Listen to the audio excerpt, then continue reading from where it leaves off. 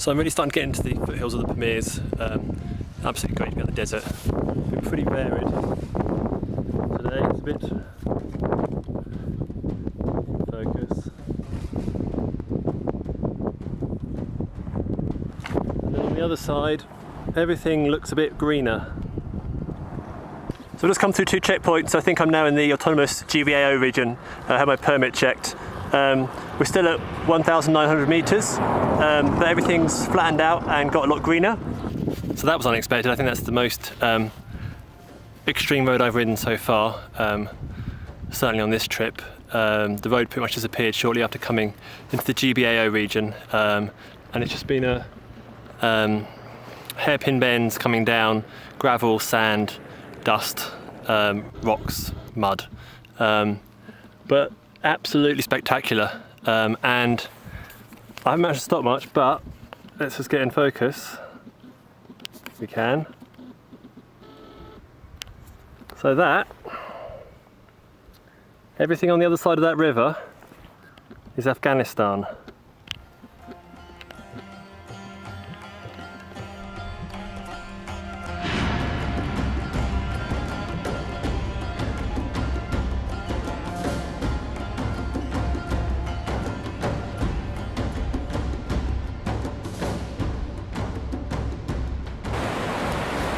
So I've just left the Pamir Lodge at Khorg, which is the biggest town in the whole region, in the whole Pamir, the main administrative centre. And today I'm riding on about 100k down the Wakhan Valley. So in the Pamirs there's 2 main routes. There's the classic Pamir Highway, Route 41, M41, which is a slightly more direct route. And I've decided to take the more southern, more remote route that basically follows the Afghan border for 3 or 4 days and then joins back up with the standard Pamir Highway. Even if I wanted to do the M41, there was a landslide last week because there's been a bit of a heat wave and some rain, so there's been a lot more water. So it's possible that the Wakhan Valley route is going to be more busy with tourists and cargo. Just to give you an idea, so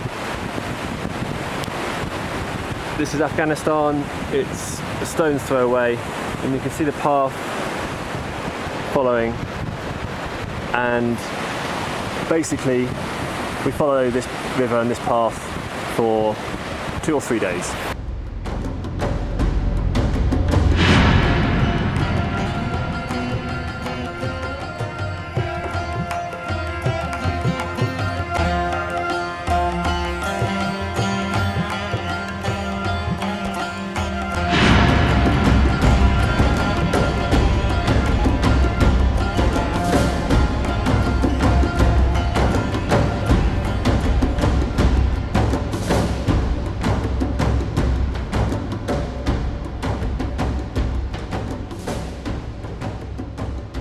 So a little update, last night I spent the night up at the springs, which are fairly near here, and in the morning sort of checked things over and the pressure was really down on my rear tyre.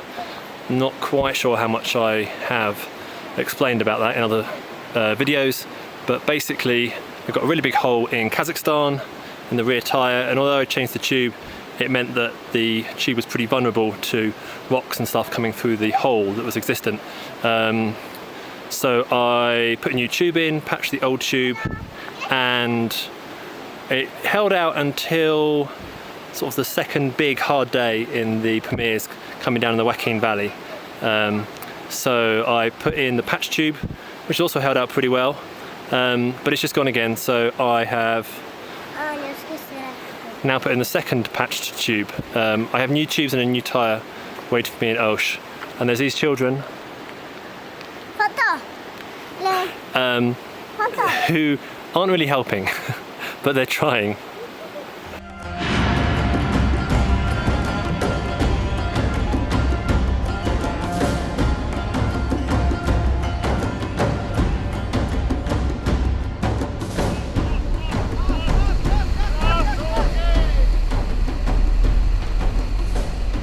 So I've just got to the top of my first high pass coming out of the Wakhan Valley.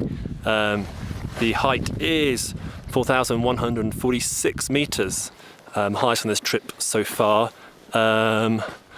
I have been higher, but I feel pretty good. Had a couple of nights sleep above 3,000 meters and slept really well, which is fairly unusual, so that's good. Bike's behaving well in the altitude. I think one of the seals on the water pump might have gone, but there's nothing I can do about that until I get to Osh in Kyrgyzstan, where I'm getting some other bits sent out anyway. Today, the riding's been fairly challenging.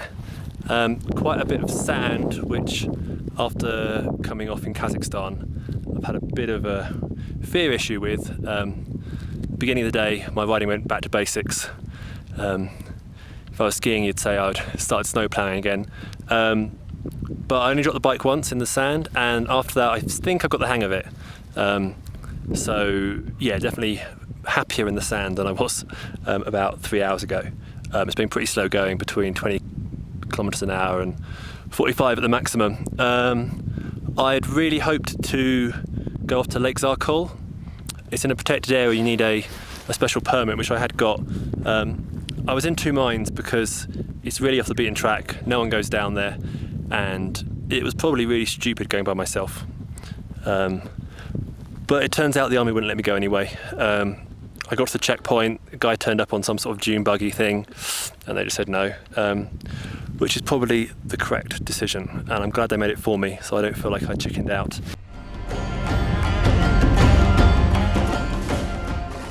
So I've just rejoined the proper Pamir Highway, M41.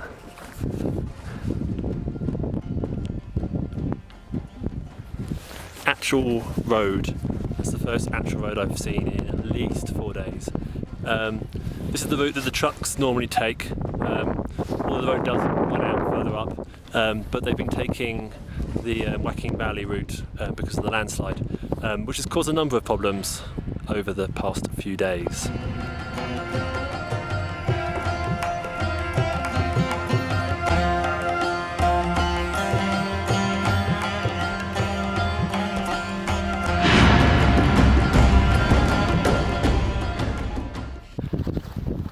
So I was on the good road for a couple of minutes before I turned off onto pretty bad washerboard, and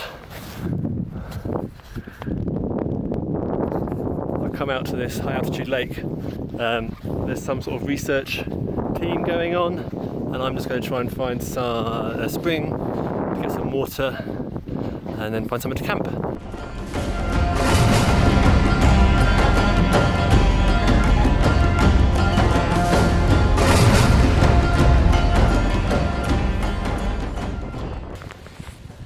It's quite windy, so I'm going to shout, not sure if it's necessary. Headed out from the lake this morning. For the last couple of hours it's been high plateau, just below 4,000 metres. It's starting to get a little bit more varied now, and we're heading back up into the mountains. So I had a couple of nights here in Moab, which is the administrative town of the area. We're still pretty high up. It's about 3,700 metres. It's a pretty desolate place. I'm in the one hotel and also the only two-storey building in the whole town. Had a ride out yesterday, left all the bags here to try and find some springs with a British rider called Chris.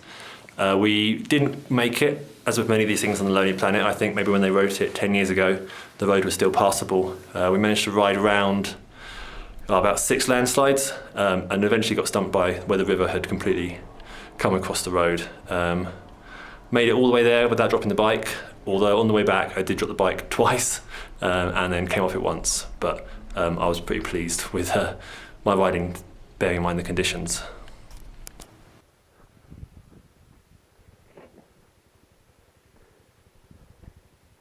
You alright? So I'm heading into Kyrgyzstan today. Should get to the border a little after lunchtime. Coming along this road you can see there's a fence just there. Focus. That's a fence that defines a bit of neutral territory between Tajikistan and China. Soon I'm coming up to the highest pass, which is 4,655 metres, just above 4 now. The road just keeps dropping away. The plateau in some places just seems to drop into oblivion, so it's making things a little interesting.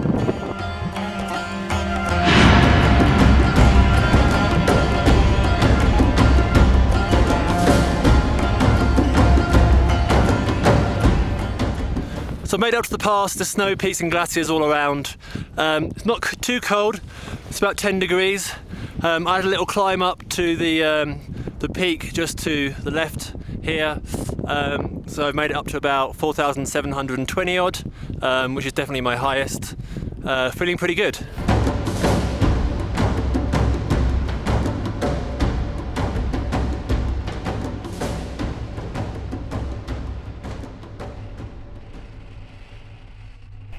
So I'm not sure if you'll hear this through the casing and the wind. I've just crossed out of Tajikistan and I'm crossing into Kyrgyzstan soon. Currently in no man's land. It's the most remote crossing I've ever done. There's a good couple of K between the border crossings. It's pretty wacky.